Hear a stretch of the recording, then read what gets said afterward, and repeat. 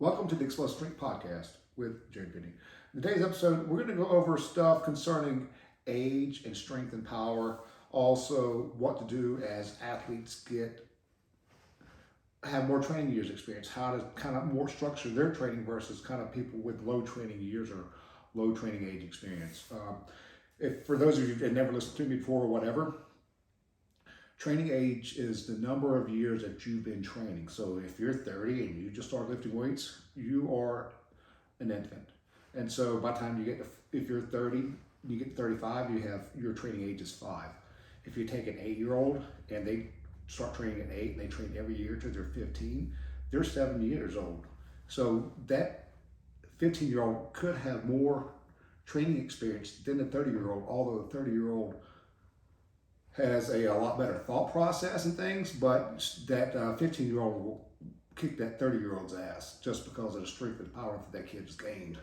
So you can't take there's no way that a 1-year-old's going to be smarter than a 7-year-old. So the more training age and experience that we get in as we go over time, the more we learn about training, and the more you learn about training, especially for those of you that are just now beginning and you're trying to search out all this information, you're like, holy shit, how do I ever understand all this? It takes time. It takes time to get to where you are at this point in your life. It takes time to do everything. But how we approach it as we learn more will change. So you just can't go in and knock out whatever you want to in the gym. You need to have a mindful, thoughtful process of how and when and how to get stuff done. A lot of this stuff, and if you hear me speak and talk, I talk a lot about strength, power, human performance, athletics. Like in the last podcast I talked about there's no point in going to the gym and squatting a butt ton of weight if it's not transferring to your 40. Let's change our squat so that our squat will change our 40. For a 40-yard dash, if you run a fast 40, whether you're male, female, or whatever, for the softball player, if they get better at 40-yard dash, they're going to get better when they get tested in the softball field. For a baseball player that's got to run a 60-yard dash, you cannot run a good 60 if you have a bad 40-yard time. And a lot of times, kids come in, they're running about a 5.2, and that usually equates to about a 7.2 60. So if they're running 4.7, I've had them run a 6.7 as far as a 6.6. So the better I get them at the 40 for you, if you're baseball, it's going to help your baseball 60. If I get you better, it's going to help your softball time. And if I just get you better at the overall 40, it's going to help you in your sport. But a lot of times when we're doing this, I'm not going through and making them better at running the 40-yard dash. I'm making them faster by not showing them anything. So if I can get them to run a 5.2 to a 4.8 40-yard dash and the 40 without showing them proper setup, without showing them or teaching them, hey, their arm swing this or their arm swing that, if I can just get them from a 5.2 to a 4.8 without showing them anything, that's true speed. Now, a lot of times people go to like a speed training place or, hey, let's work on wall drills, hey, butt kicks, A skips, B skips, all this other nonsense. Yeah, the athlete may feel faster. They may even think they're faster, but if they get tested, they could actually test the same or if not even worse. I had a kid years ago that was coming to the gym. He went to a speed place before me. He looked good running, mechanically sound. I mean, like, damn, that kid looks good. But his 40 was complete ass. I think he ran a 5.4, 5.3 40-yard dash. And he was paying someone to make him look better. All right, I don't care what you look like. I care what you can do. It don't matter how good you look on a football field if you can't run. And so a lot of these people, especially these baseball players, football players, when they get to camp, the first thing they do is they test them. Then they go off and do some drills and get through there. But what they're looking for is who's the fastest. Because they can teach you how to play, or they think they can teach you how to play, but you got to have the speed. And if you don't have the speed, you're not going to get your shot. So for most baseball players, if you don't run sub 7 60-yard dash, you don't get a shot. So bottom line is, I try to make them faster at 40, not better at 40. Speed training places try to make them better, but yet I'm going to try to make them faster, but never actually get them better past a certain point. So they may go from a 5.2 to a 5 flat just on technical change. But if they're not producing strength and power after that, kid's not going to get faster. Just like that kid ran a 7.2 60 1 year, next year he ran a 7.2 60. Did all the speed training, looked good, looked better than some of the athletes that I have at the gym. But was not faster. And when his dad saw that the most unathletic kids were outrunning his son, because I got a display clock up there at the gym, It's like, holy shit, this was the right place. Yeah, but I tried to tell people that before, but they think, oh, I'm going to work on my speed. I'm going to work on my speed. Yeah, you go work on your mechanics, and I'll sit there and I'll make more horsepower. Okay. You can drive your car around the track all you want to, but the only way it's going to get around the track faster is if you put a little bit more horsepower in that engine. You know, a lot of people want a Hellcat. Shit, 700 whatever horsepower is going to take off like a bat out of hell.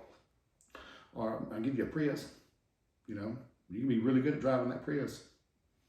You can be really good driving that Honda Civic. Put it next to a Hellcat. Hellcat's going to win because it's got more power. Power is very important. And how you gain that power at the gym is how we do. We're frequent. I need consistent athletes. If you're not consistent, you're not going to do stuff. So a lot of stuff that I do has been, I test my athletes every month. So all that stuff's proven over and over on sheets of paper, notebooks, recording. We're basing it off squat speeds. We're trying to work on strength, speed, and instead of just absolute strength. So we're trying to make sure that these numbers correlate to a 40-yard dash so that I can prove to a system that we're going from point A to point B. But people want to go work at speed, place down the street here, speed place down the street there. They don't ever test them at a 40-yard dash. Why? They make them look good, but they don't test them. They don't test them because they don't want to be exposed. So, yeah, and guess what? The places around here can't beat me because they don't believe in lifting weights to get faster. So, I will win. So, anyway, here we go with another episode of the Explosive Strength Podcast. Sorry for my little rant there, but, you know, someone said, Jared, you talk too much, but I don't care.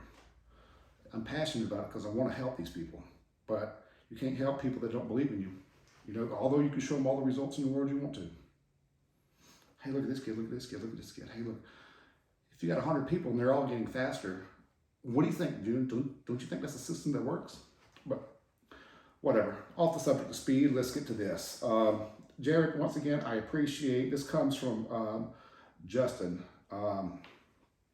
Justin, you know who you are. I will butcher your last name like I did Brian's on the other episode, so I will try not to butcher that. Jared, once again, I appreciate all the free content you put out and look forward to your podcast. I have $1 million question for you, and I'll provide some context as to why. Lately, it seems a lot of the stronger minds in the conjugate group of strength coaches are focusing a lot more on longevity of lifters that are 35 plus, rather than continuing to make progress in strength and power. Think of focusing on more hypertrophy and aesthetics versus strength and power. I understand the concept. It's harder to train maximally and recover as we get older, and I don't deny that. However, I feel though it's the underlying message that anyone 35 up just needs to accept maintaining strength as the norm. If we were to just suppose to roll over and die, I want to make sure that I understand preventing injury. I want to make I want to make sure to say that I do understand preventing injury and avoiding long layoffs, etc. I'm not denying that. As a man of 39 years old with great genetics and currently has a 430 bench, best is 450, do you believe it's possible for me to hit 500 in bench press drug-free? Let's say everything in line with recovery, stress, nutrition, and training. The amount of time is not a concern. Getting there is. A simple yes or no would suffice. Although I feel the answer is yes, but I trust your opinion and knowledge on this subject. Thanks again, Justin. Justin, I appreciate you thinking about me, and I appreciate you appreciating my opinion. So, do I feel that you can get there? Yes. Why do I think a lot of the people with the stronger minds and conjugate, they're probably just getting tired of heavy lifting. They probably don't care about strength and power anymore. They probably just want to look good and feel good. But you know what?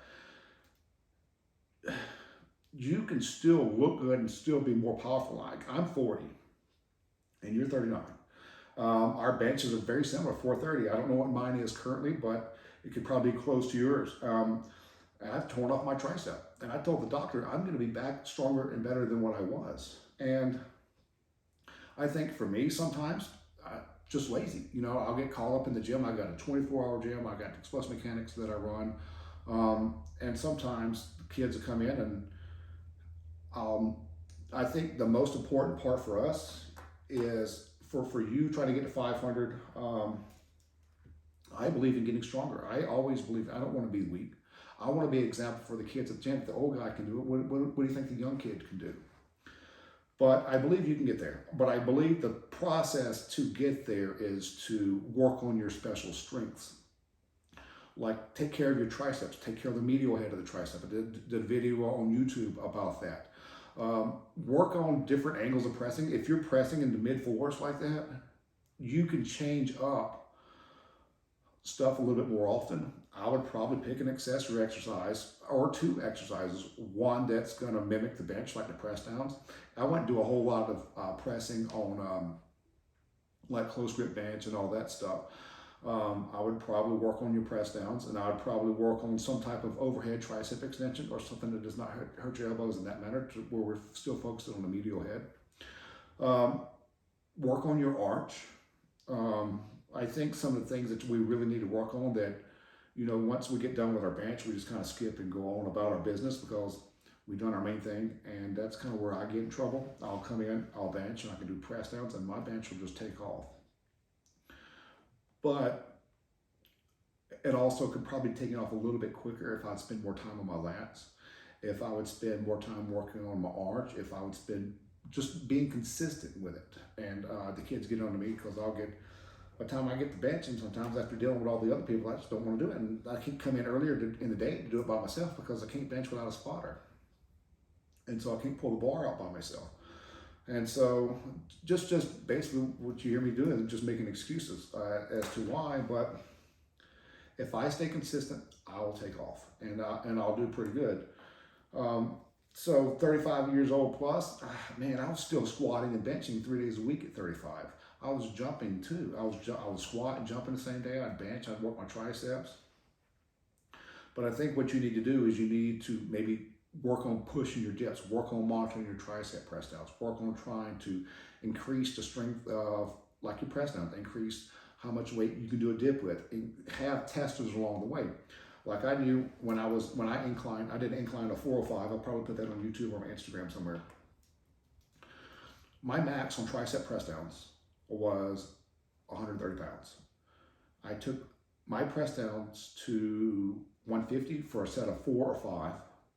150 pounds on press downs for me. I was weighing about 212 to 215 range. I was having a hard time staying on the ground pressing down 150 pounds.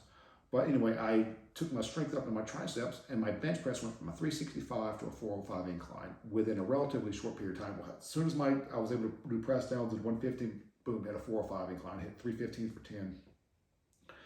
And Michael Fahey of Westside Film, he's also said once he started maxing trying to press his triceps up, he went from a 455 to 495. Although I think he was lifting in gears, still went up significantly, and he could not believe it. He's been around some of the most brilliant minds out there. And so I said, well, geez, I've done dips with 5 plates. So I'm just not in there. I think a lot of times some of these people will do the accessory but not push or try to gain strength in the accessory, and I think that's where they get in trouble.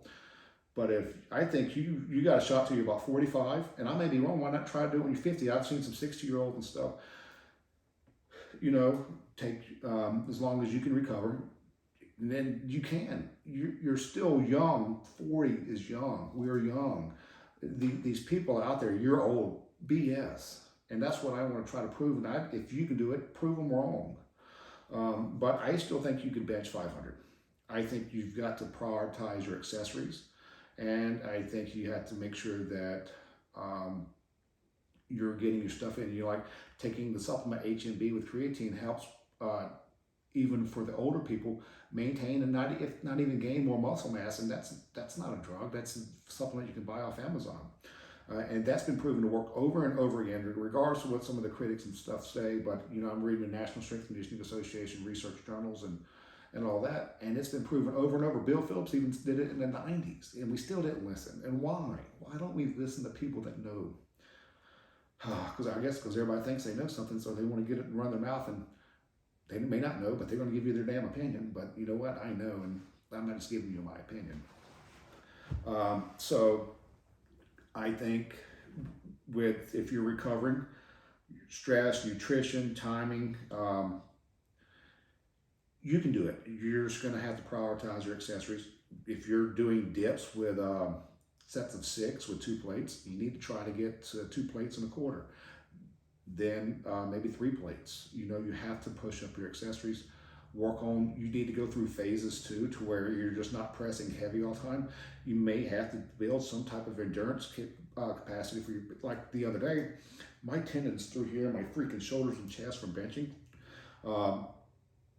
because I'm trying to get back to where I was, and the strength's gaining quicker and quicker, but after a long layoff, those tendons and stuff kind of slow down, but so the muscle tissue will come back quicker, so I got the ligaments and tendons to come back along with it. And they're so damn inflamed, it just freaking flat out hurts. So the other day for bench, I went, and instead of doing what I was supposed to do, my heavy stuff, I just did more repeated effort work, just to try to draw blood into the tissue, so I can handle heavier loads. As I went in there, I put 225 on the bar, and I put 3 pair of chains on the right, and I put 3 pair of chains, so I had 6 total, I had 6 chains on the bar, 3 on the right, 3 on the left, so I just call it 3 chains. And what I did is I did 225 for a set of 10. I rested a minute, did 225 for a set of 8, rested a minute, did 225 set of 6, rested a minute, did 225 set of 4, rested a minute, did 225 a set of 2, and try to make it to the end. The hardest part of that, if y'all are listening, if you try that, the 10's easy, the 8's easy, the 6 and 4 can be a bitch. Just the muscle wants to shut down. You know, I don't really train that aspect of it, you know, and we got to work on different levels of muscular tension. So, Justin, I believe you can get there. I know that's a long-winded answer. Push your accessories, prioritize your accessories, increase your pull-up grips. Like if you're doing a pull-up, try to do a pull-up with 3 plates tied to you. You're going to have to be strong in more facets and assets. Just don't do the accessory work. You know, I think a lot of people just roll through it. I think if you can do a pull-up with more weight, I think if you can press down more weight, I think if you can do a dip with more weight, and I think if you work on some shoulder stuff, I think you can get there. I'd like for you to get there. So if you listen to this, if you have any additional questions, please feel free, reach out, and I'll go over it the best I can. So anyway, Justin, thanks for the question. All right, this comes from Ryan Godsmore. Hey Jared, I have a question based on training age and the different stimulus. Often you speak, the athletes you have trained have young training age, and therefore you can have multiple training stimulus in one session. Yep. Mm-hmm. My question is, I have athletes that have been training for 5 to 8 years. Okay, that's good. How do I organize these sessions? Can I still have depth jumps, dumbbell jumps, and box squats in the same session? Ryan, yes. I did this up till I was 35, 36 years old. I would come in, I would dumbbell jump, then I'd go from jump, then I'd go to squat. And in between my squats, I would do 2 depth jumps. The depth jumps are good to work on. I think when you get older, depth jumps, hurdle jumps, or any time of reactive forces. I was getting so good at the dumbbell jumps and I was neglecting that, the reactive jumps. My T-bands got tightened up on me. And so that was when I was 35, 36 years old. And so about a year ago, since I'm not trying to work on any type of reactive nature of my legs, just pure power, just pure explosive punch power, like the dumbbell jumps. I jumped over a 30-inch hurdle. That's not bad. All right, let's try to jump over 2. So I jumped over the first 30-inch hurdle. I went down. Boom, my leg shut down because I could not handle the force to get back over the second hurdle. So my ground reaction time was 0. I just freaking got hammered to the ground. It's almost like my feet were stapled. It's like, holy shit, my legs quit working. And so now it's kind of like I've neglected that for so long and just focused on straight up power, is that I've had to put out the little football dummies from Rogers Athletics, like they use football practice. They try to jump over hurdles and try to increase my hurdle height because I've not been working on that. So do I think you can do that? Yeah. And you'll know and you'll see and feel over time that you'll figure out the guys that can handle it and the guys that can't handle it. If they can't handle dumbbell jumps and depth jumps in the same day, maybe just I think hurdle jumps are a good option because they're not as stressful as the depth jump because you're still just working on ground reaction instead of trying to get a maximum height with the dumbbells and get a maximum height with the depth jumps. So I think that would be good. I train rugby players. That's pretty badass. I wish I played rugby. Then they've been training for a long time, which some need to improve their strength and improve their vertical jump. You know, get as much out of the strength and much out of the vertical jump as you can. you just may, if you want to get the vertical jump up, still squat them, push that up, push their dumbbell jumps up, and then alter whether they're doing depth jumps, hurdle jumps. Then that second thing they can do is they can do more variation of that. But as long as you stick to, like, I was trying to explain something the other day, training's like a pizza. We got to have your base. You got to have your dough. Then once you got your dough, which is your squats and your dumbbell jumps, because if you squat and you work on your jumps, you'll run a faster 40. You can run probably even a little bit better times if you worked on some type of reactive stuff. But I try to do sometimes what I call the minimum effective dosage in the gym. Just try to show these athletes just with these little things that you can get better. But sometimes athletes are lazy, so they'll just do those two things without do more. So it's kind of almost a double-edged sword for me. But I think they can get there. So you sent me a split, or do I set sessions like this so that we could be organized? Like Monday, lower body strength, Tuesday, plyo, Wednesday, lower body strength, Thursday, plyo, Friday, lower body strength. Yowzers. That's on your legs every day. I don't think, you got to think the plyos basically are your rate of force development exercise, your hurdle jumps and things like that. I don't think, if you'd send me some videos, you can send them through email or mention me in something in Instagram, and I'll try to see more in detail what you're talking about. I think you still need to do it the same day. If you're doing it every day, I think then it will be too much. So, although the focus is strength, these players need to work on speed and explosive strength. Or do I just purely focus on strength and dumbbell jumps, knowing that the increase in strength will improve their speed? Yeah, that's what I would do. Just like I said earlier in the thing. And not do any form of reactive strength plyometrics. Okay. Yeah, I think I pretty much covered all that. You can come in, depending on if you want to squat first or if you want to jump first. What I used to do years ago, we'd come in, we'd jump first. Then we'd squat, then we would sometimes, most of the time, we would do our depth jumps between our squats. But if you wanted to do single leg hops over bags in between your squats, or because you can use the squat in a form of the heavy light method too, almost like the dumbbell jumps. So squat, depth jump, squat, just do one set through the hurdles, working on timing and reaction. The next time you can figure out what other drill that you want to do in between your squat, and then after that, then you can pick up your accessories. I think I did a pretty good job of the video with the Nordics on there. If you can get the hamstring and the calf complex a lot stronger, you're going to protect and bulletproof the knees. I'm going to go over a video for squatting with how I would use the bob that we get from Westside Barbell, so that we can cover most of that stuff. So, Ryan, just still keep continuing to focus on your squat and your jump, knowing that your speed will improve. If you want to throw some reactive stuff in, throw it as an additional accessory work on that same day. Don't do it every day, because then you got to think about take off training for a month, go in and squat and dumbbell jump. If you did that on Monday, Tuesday, you'd be sore as shit. So why would you want to do, although the soreness is not there when we get established with our training after we pass the soreness phase, we're still sore to a degree, if you know what I'm saying. We may not be feeling it, but the tissue still needs to be repaired. So that's why I would not do lower strength plyo. I would just do it all in the same day and take a little bit more time off. And if the guys are getting beat up, I'll still stick with the squatting and the jumping all in the same day. Except for as we get older, like I have, actually I told Justin this, is that sometimes I drop my bench back twice a week. I may go twice a week, 3 times a week, twice a week, twice a week. Now, if I feel like I can handle it 3 times a week, depending on the level of soreness and things, that's what I'll do. So for you and your squats, if you think the guys are getting beating up, just don't X all the stuff off the list. Just drop the training frequency down to twice a week instead of 3 times a week. And I don't know how old these guys are, but if they're in their 20s, they can handle, I don't care if they got 10 years of of training year. If their training age is 10, they can still handle it. So anyway, hope this covered everything that y'all wanted. If anybody else have any questions or anything, please email me, info@Explosive Mechanics. It's the best way to get these questions answered. Please follow us on YouTube, Explosive Mechanics, Twitter, Explosive Mechanics, and Instagram, Explosive Mechanics, Twitter, Explosive MEC. Thank you all for watching. Thank you for listening. Feel free to reach out anytime. Thanks.